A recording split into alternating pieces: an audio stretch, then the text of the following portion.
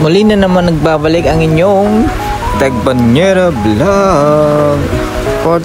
For today's video guys, naisipan nga namin pumunta muna dito sa palengke.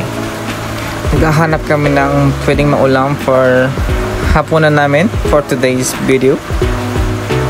So sa mahaba-haba namin paglalakad dito ay masyadong ang masikip yung daan. Kita nyo naman, masyadong maraming tao pag gantong oras. So kunting pasensya at kunting hinga kahit konti dahil masyadong maraming samang amoy na lumalaganap sa paligid. Uy, si Uy. So naglalakad-lakad lang ako dito. So hindi ko nga alam kung anong gusto kong ulam dito dahil sobrang daming pagpipilian. So dito nga ay napaisipan ko na what if bumili na lang ng hotdog or isda ba or whatever.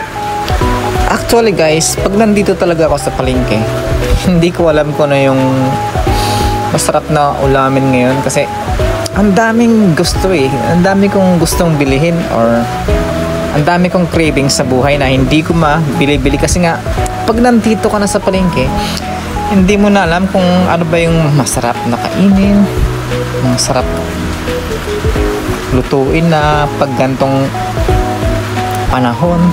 So dito nga nagtingin-tingin ako ng kasama ko, may kikiam, may tender juicy hotdog or gulay. Yun, balik na naman kami at dito nga bagsak lang din kami sa gulay.